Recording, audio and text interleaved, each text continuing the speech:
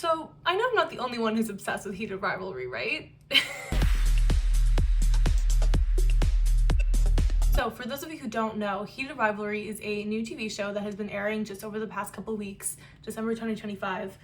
And it is an adaptation of a novel by the same name by Rachel Reed and is created by Jacob Tierney. The show follows Shane and Ilya, who are two young hockey players up and coming, over several years, and it follows the progression of their relationship as they engage in like a secret romance that obviously no one can find out about because they are arch rivals. And more than that, queerness is very much something that's not accepted or not the norm in hockey culture, and certainly not in mainstream professional sports. So a key element of this plot is that it takes place primarily in Montreal, which is where I'm from. So this show immediately had a kind of frenzy online, but specifically within my community. I had my friends texting me about it, people saying, can you believe that they filmed here? Can you believe that this building is in the background?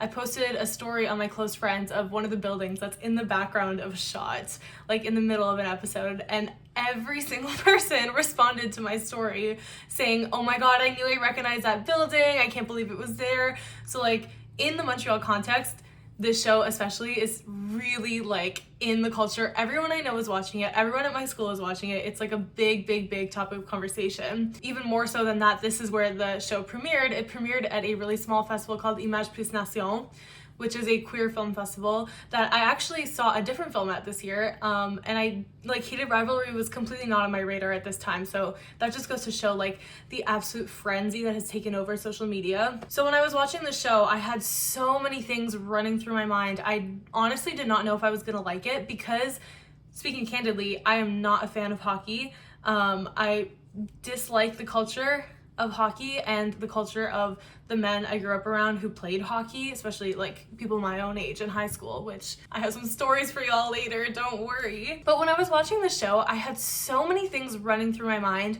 and the first being, I am so happy that this show exists in the form that it does. One of the first thoughts I had halfway through the first episode was that it is incredibly interesting to me that this is now going to be in the popular consciousness when people think about hockey, and specifically in this cultural moment, hockey is going to be equated and associated with this show. And I think that in a league which has no openly gay players, that is a real powerful thing. And I believe so strongly in the power of art and the power of art to change consciousness, the power of art to like enunciate things that people can't even say for themselves. I just really think it's an amazing cultural product and cultural moment to look into, and it certainly has its pros and cons, which we will also get into. So I think the main goal for me through this video is to just examine how the show is constructing masculinity and constructing relationships between these men who are part of the hockey culture. It's not like there's no one cohesive argument. There are several things that I want to touch on, but I also want to use my perspective as someone who grew up adjacent to hockey culture to enunciate the specific issues that it is like dealing with, but also use like more cultural critics to enunciate how exactly the show is dealing with topics such as queerness, race, and just intimacy more generally, and how I really think that it has a culture shifting potential. Now, obviously, I'm not a scholar. I'm a scholar in the sense that I am a student and I'm in a cultural studies program, which is kind of a blend, for those who don't know, of like film studies, race studies, critical theory, kind of philosophy. It's a pretty broad field. I'm not a professional by any means, but major shout out to my professors who have like given me the tools and the readings that I'm going to be referencing throughout this video. And before we get into it, I just really want to plainly state that I really love this show. I think it's doing great work, and I really believe it has a kind of norm changing potential to it, especially in this political moment where things are going increasingly more right.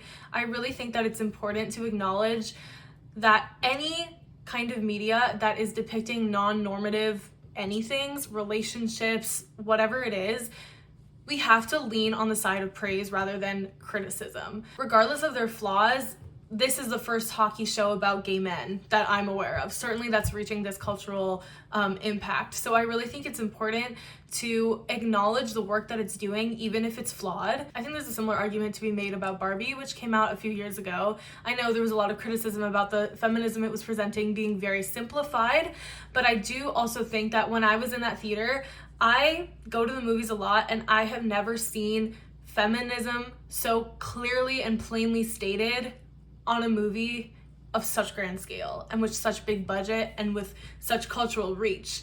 So ultimately, I find it difficult to say that Barbie did anything but a net positive, even though there's certainly room for it to be more nuanced, room for it to grow, but I honestly view it as a positive first step. Also, this is being filmed before the finale comes out, so any of these things are subject to change, but I just had so much on my mind that I had to get it out right away. And last disclaimer, I don't play hockey, as I've said. I am not a hockey boy, so I'm coming at this from a slightly outsider perspective, even though I've grown up adjacent to hockey culture. I'm also, a straight cishet woman, so I'm not really qualified to speak on the specific issues that are being presented, but I do think that as with any cultural criticism, it's really important to utilize empathy and utilize critical thinking and the work of other scholars to form your own opinions. So I really am looking forward to digging into this because there are so many things that I cannot wait to talk about. One last disclaimer, which is that I will be talking about very specific examples from the show, so if you haven't seen it, there will be spoilers.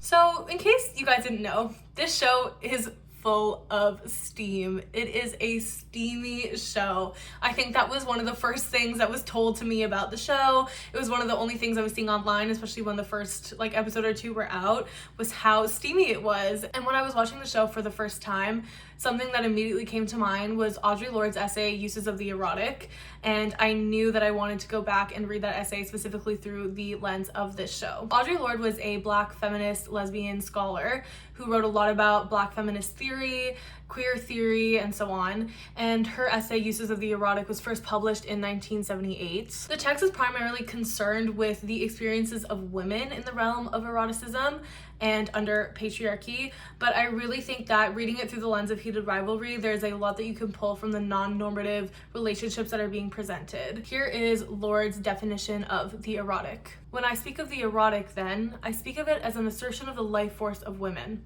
of that creative energy empowered, the knowledge and use of which we are now reclaiming in our language, our history, our dancing, our loving, our work, our lives. So through this quote, you can see that Lorde is kind of using the erotic and the sexual as a space for reclamation of one's own autonomy and for creating spaces of understanding and relationships between people. She contrasts this concept of the erotic with the pornographic, which she defines as follows. Pornography is a direct denial of the power of the erotic, for it represents the suppression of true feeling. Pornography emphasizes sensation without feeling. So throughout the essay, Lorde is writing about the suppression of the erotic in favor of the pornographic as a tool of suppression and of docility. Now, she's writing specifically about the experiences of women, but I believe that Heated Rivalry's portrayal of non-hegemonic or non-dominant modes of sexuality can evoke these same kinds of ideas. It's discussing the suppression of the self specifically, and I mean most notably through Shane's character, who cannot even vocalize the fact that he's gay until years and years into this relationship that he's having with Ilya. And I think that this representation can really work to counteract the presence of the pornographic within our own society by working towards a portrayal of the erotic. So in Lorde's definition of the erotic and of the society that we currently live in, she explains that the erotic is denied for anyone other than straight men who favor the suppression of the individuality and rights of other people. And I think that we can trace this through the scene in episode 4 in which Shane and Ilya meet at Ilya's apartment, and for the first time they refer to each other by their first names. This conversation really triggers something in Shane. He does not respond well and he immediately withdraws from their conversation, leaving Ilya's house completely. We can see that this was an instance of unmediated feeling, the kind of thing that Lorde defines as the erotic. But rather than being able to enjoy this process of eroticism, rather than being able to engage with it, Shane is instead so caught up in the process of the patriarchy where only straight men are valued that he feels the need to completely withdraw from that relationship as a whole, based on a reading through Lorde's text. And I think that really enunciates the difficulties placed upon anyone but straight men in our patriarchal society. It kind of comes around to this very basic idea of the patriarchy hurts everyone. Even Shane, who is presenting himself to the public as a straight man, is unable to benefit from the system that should favor him because he is not actually straight. And as a side note, I think that this instance can really speak to this narrative, conversation, question around why so many straight women really love the show. I think it's a bit nebulous as to whether or not straight women really are making up the majority of the audiences. You know, we don't have access to those kinds of stats. Women are the ones generally who post more on social media, so that's also skewing the perception and narrative. But I do think that there is something to be said about the notion of depicting this struggle to engage with the erotic through these men. Lorde writes that for women, this has meant a suppression of the erotic as a considered source of power and information within our lives. It is a short step from there to the false belief that only by the suppression of the erotic within our lives and consciousness can women be truly strong. But that strength is illusory, for it is fashioned within the context of male models of power. So in depicting these same concerns of suppression under male models of dominance, through the lens of the men who supposedly should be benefiting through these male models of dominance, I think that the show engages in a kind of coalition building between the women who experience the suppression of the erotic and the men who also experience the suppression of the erotic under a system that supposedly is supposed to help them. I think there's a nuance there that, of course, we can't equate the two experiences. There's a danger in doing that, but acknowledging where they're similar and acknowledging how each cause can help the other. It's again a kind of basic idea of no one is free until everybody is free. On another side note, I had a friend who grew up in a pretty strict, like, no boys household articulate to me why she thinks that these kinds of queer romances, especially ones that are really supposed to be hidden, are of such interest to her. And she was saying that in straight media portraying, you know, classic heteronormative couples, there is not going to be any emphasis on the small acts of intimacy, like a hand brush, in the same way that there will be with queer romances where it is quote unquote forbidden. I was talking to Hannah, our costume designer, and she was like, well, I think that there's something about this type of story and this type of love and this type of sex that has a lot to do with this almost like prolonged foreplay and yearning. And she's like, I think that's what the female audiences are really drawn to. I think it's more so geared towards a feminine gaze. I saw something online that was really interesting. She was like, the reason why women are so into stories that involve gay men is because they are so exhausted by the idea of straight men that, like, this is the only way that they get to see a form of masculinity that feels accessible and interesting to them, which I think is a cool point. You know, because it does turn the normal idea of masculinity on its head in a lot of different ways. Now, returning to Lorde, the part of her essay that actually stood out the most to me was her discussion of systems which define the good in terms of profit rather than human need, which is obviously a pointed description of capitalism, which is the dominant system in North America and many other parts of the world, and is also inherently a part of the show and the NHL. Now, it's not technically the NHL, it's the MLH, but listen, we all know what's up, okay? So this stood out to me right away when I was reading the essay, because the world of competitive and professional sports is inherently built on this competition and accumulation of both economic and cultural capital. So Shane and Ilya, as they progress through the ranks, become more and more entrenched in this system, and its effects inevitably bleed into their relationship and their dynamics with each other. We can see it from the very beginning. They're pitted against each other by the media. Their teammates are saying how you obviously hate him because he's the best. No, you're the best. No, you're the best. And one of the first scenes of them together is in a hotel gym. Shane is on a bike, then Ilya comes in, gets on a bike, and suddenly they start going faster and faster and faster, seemingly trying to enter into some kind of competition or trying to, like, play chicken and see if the other person is able to keep up. So this is wordless, but competition is so deeply ingrained in their sport and in the structure of their society as a whole that it quite literally is a founding pillar of their relationship. So Lorde writes that the principal horror of such a system is that it robs our work of its erotic value, its erotic power, and life appeal and fulfillment. I think that this idea is made incredibly clear throughout the entirety of the show, but especially at the end of episode 2. So Shane and Ilya are in Vegas for some kind of award show, and they are both up for the same award. Shane loses, Ilya wins the award, and then later that night, Shane goes up to his hotel room and they have another kind of sexual encounter in secret. Now, during this scene, Ilya is kind of taking the dominant position in the encounter, and he holds the idea of winning the award and having won the equivalent of the Stanley Cup. They call it the cup, but we all know it's the Stanley Cup. He holds the idea of what it's like to feel the cup, to have won the cup over Shane's head throughout this encounter.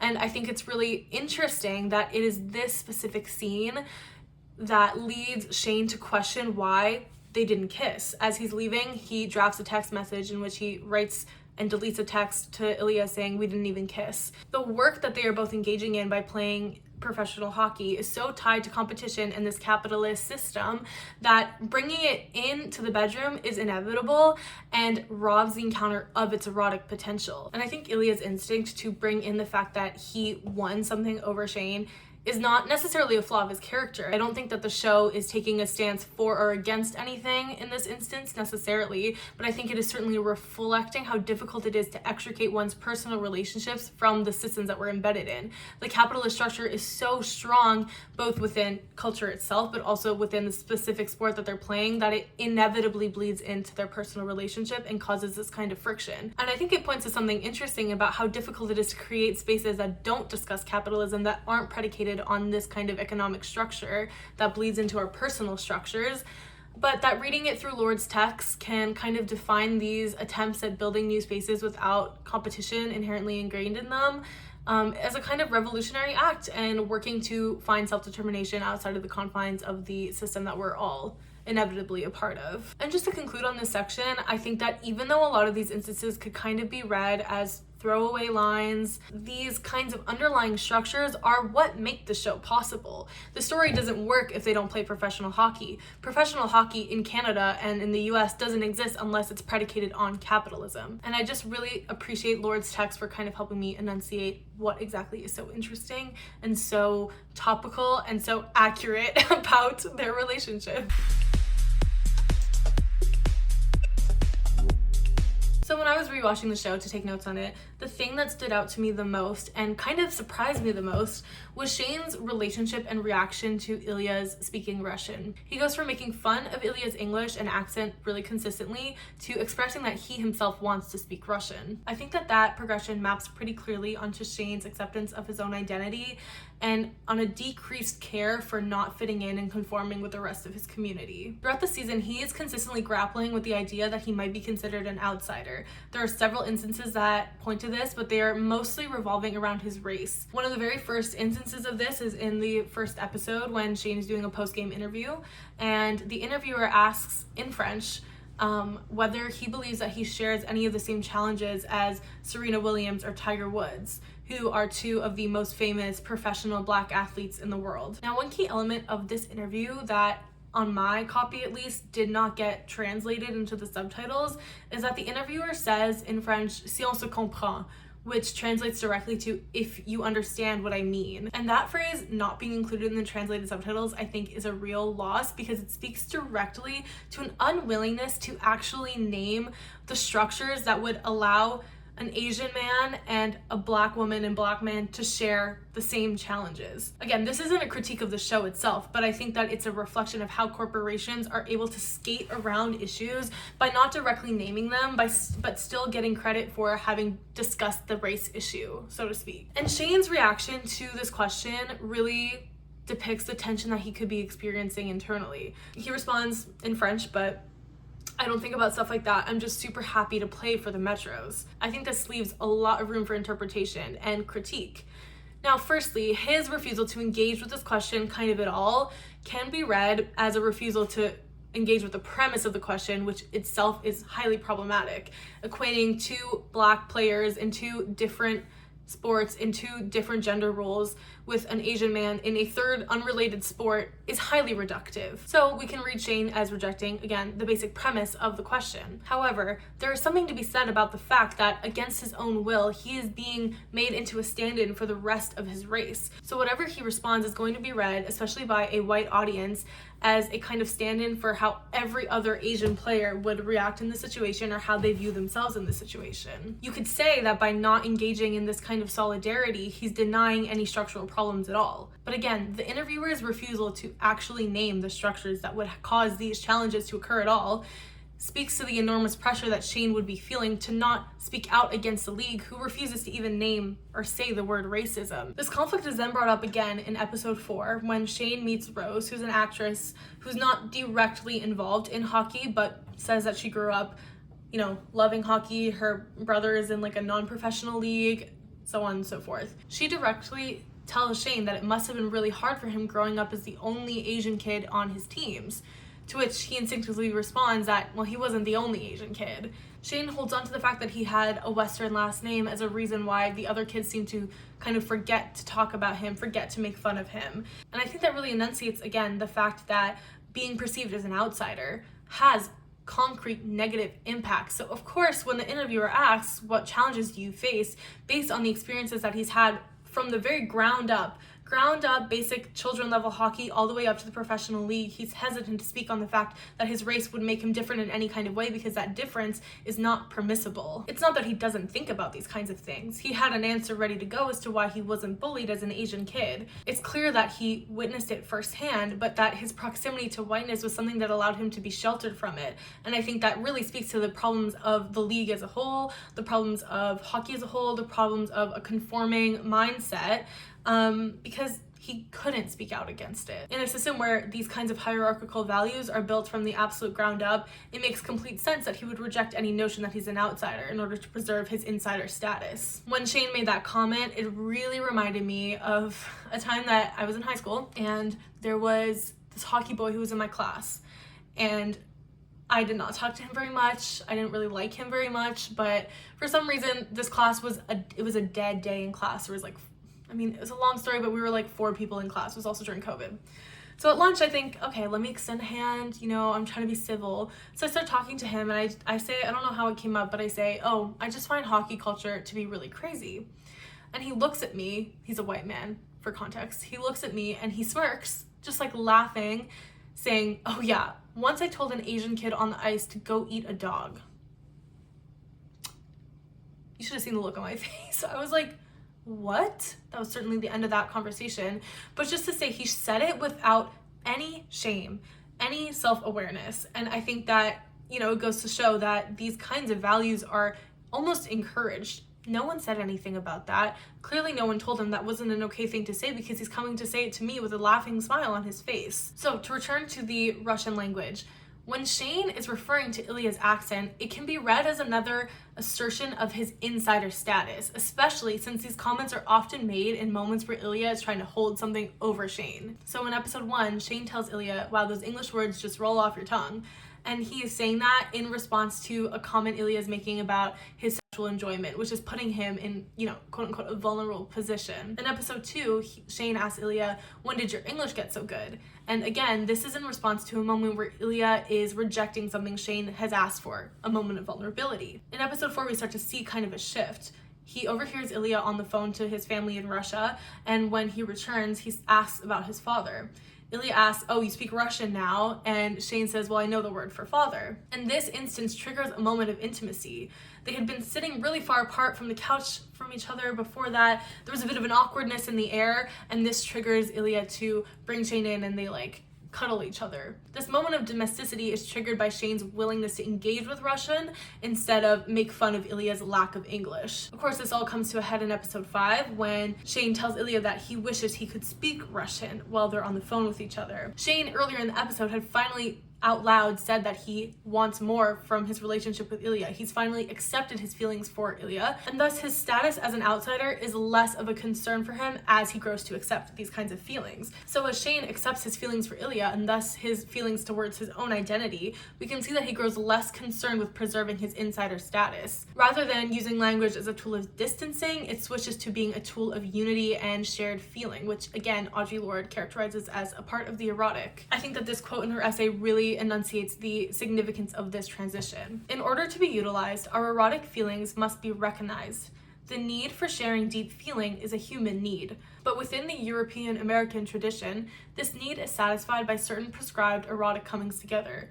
These occasions are almost always characterized by a simultaneous looking away, a pretense of calling them something else, whether a religion, a fit, mob violence, or even playing doctor. And this misnaming of the need and the deed give rise to that distortion which results in pornography and obscenity, the abuse of feeling. So Shane's consistent referencing of Ilya's otherness in the beginning of the season is working directly to distort the potential for eroticism within the relationship. They can't treat this moment as anything other than trivial. By the end of episode 5, Shane's embracing of Ilya's Russianness reveals a willingness to engage with the erotic rather than just the pornographic. Lorde writes that the sharing of joy, whether physical, emotional, psychic, or intellectual, forms a bridge between the sharers, which can be the basis for understanding much of what is not shared between them, and lessens the threat of their difference.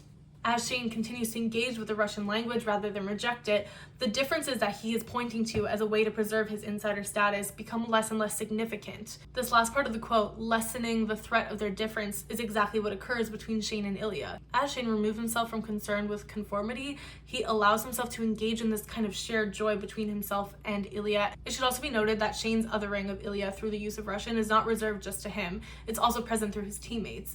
I think the most salient example of this is when his team is gathering together to watch one of Ilya's games, and his teammate refers to him as quote-unquote a cocksucking Russian. The implication here is clearly that he is an outsider. He is both Russian and by extension, he's kind of emasculated. So if Shane knows that he is quote-unquote a cocksucker, for lack of better terms, if he knows that he's gay, if he knows that that same language would be weaponized against him, then he kind of defers to the Russian part of the insult as the one thing that he can hold on to continue this othering of Ilya, to preserve his insider status within his own team, which again alludes to the incredibly powerful groupthink that occurs in these professional sports. And this kind of language is not simply reserved for non-members of the team. It can be turned internally as well, which Shane witnesses. The same teammate that leveled this insult against Ilya tells his own teammate that he's a Swedish inbred for refusing to shave his beard. So it's internally as well as externally. They're trying to other the outsiders while also ensuring that their own team refuses to engage with that kind of outsiderness. That same insult could be used against Shane if he doesn't use it against someone else first. Okay, my cat's here to join me for part 3.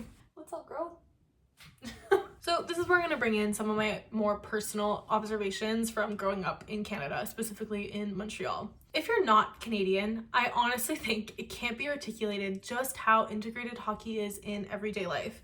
I think this was especially true growing up in high school, where you don't really have much say on who you're surrounded with. You're kind of all just like thrown in together, all the young people in your area. Other than going to the occasional game with my dad, I personally did not really engage with hockey culture at all. And yet, it was unavoidable. I always think of this story as a perfect way of explaining to people just how much people care about hockey.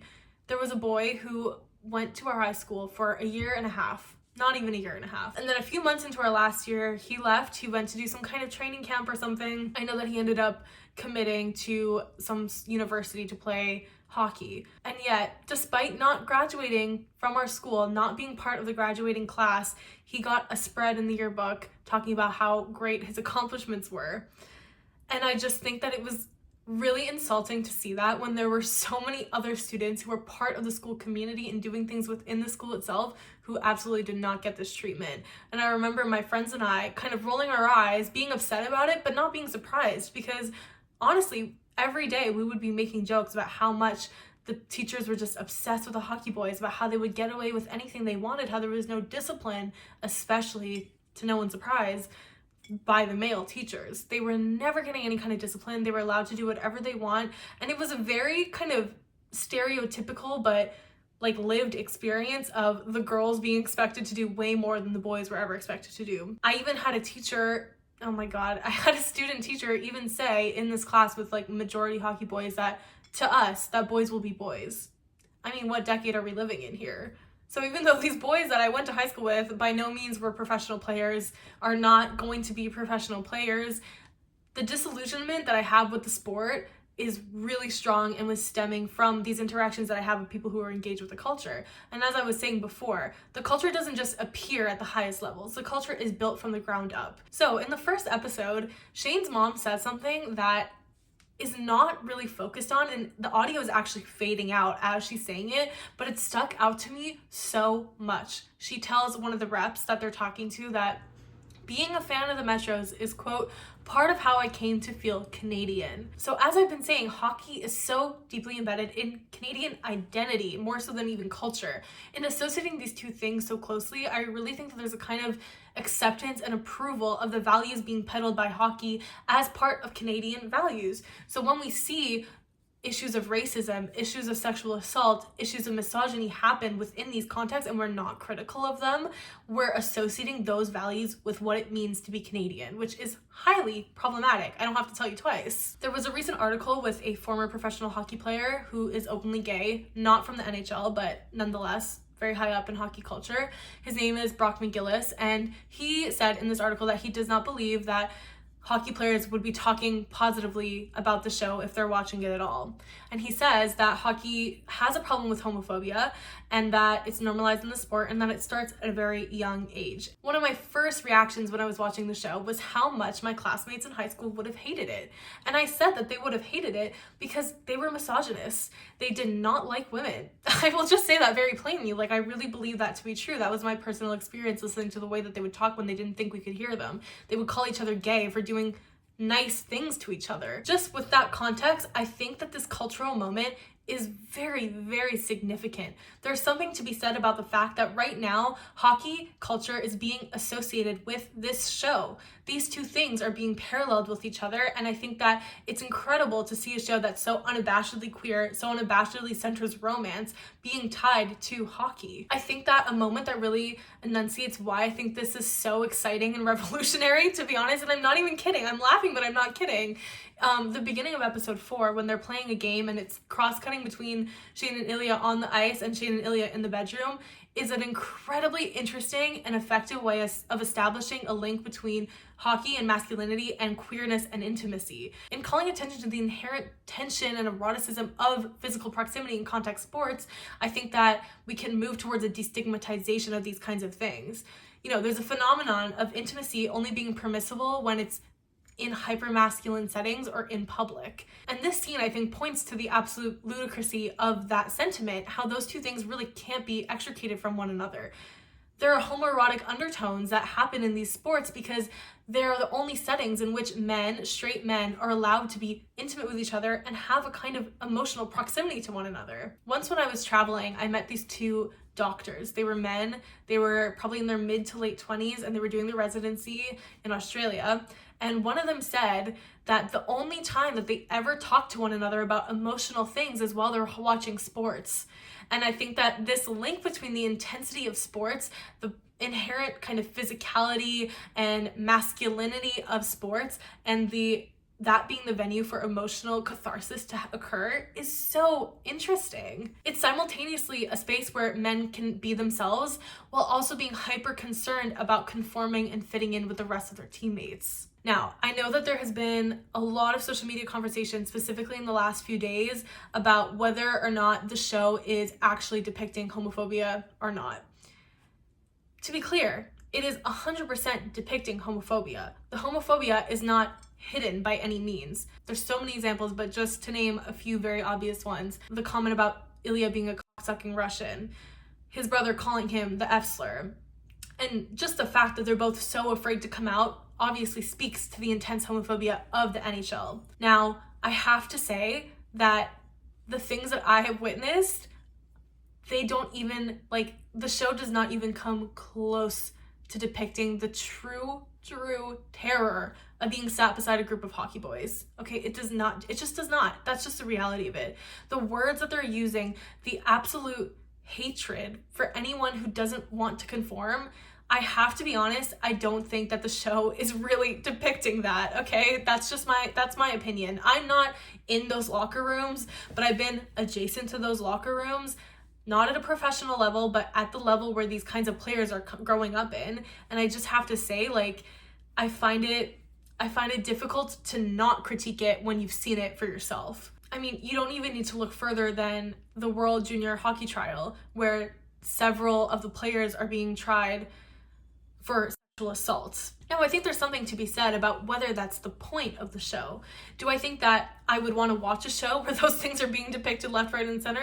No, because it's difficult. It's really difficult to watch.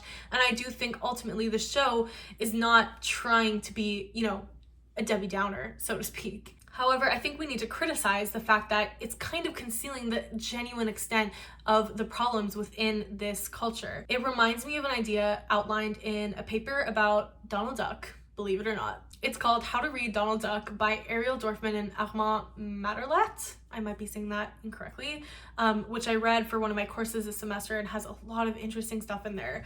So one of the things that it discusses is how critiques of a system can actually allow you to normalize it. The example that was given by my professor is Garfield saying that he hates Mondays. He's saying he hates Mondays, but he's never suggesting that we should restructure the week to not have Mondays, or that we should advocate for a shorter work week.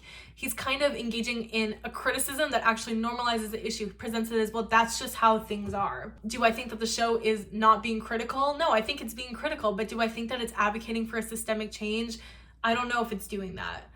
Can it be used as a tool for systemic change? I think it can. I think that the scene at the end of season 5, when Scott brings Kip down to the ice and kisses him publicly, is a really good example of this kind of idea. Scott is at the end of his career. He is constantly being told that he's really old. It's consistently proclaimed that this is his last chance at the cup. It's only after he's dominated the system perpetuated by the NHL/MLH that he allows himself to kiss Kip publicly and break the conventions that he has been so long a part of. Is he actually proposing a genuine shift? I think that can be debated because he is no longer going to be presumably part of the MLH. Again, I still think that at its core, it's a good thing to be portraying those kinds of relationships. I think it's an amazing thing to present a crowd of people cheering for them. Do I think that that's how it would happen in real life? I don't really know. What really brings this criticism to the forefront for me is how the NHL has been interacting with the show. Now, across multiple cities, the trailer has been playing. I think that the Habs, actually the Montreal Canadiens, were the first team to show the trailer in the arena. They're allowing themselves and their brand to be associated with the show that's progressive, that demonstrates queer joy, that demonstrates queer relationships, without actually having to make any changes in their own system.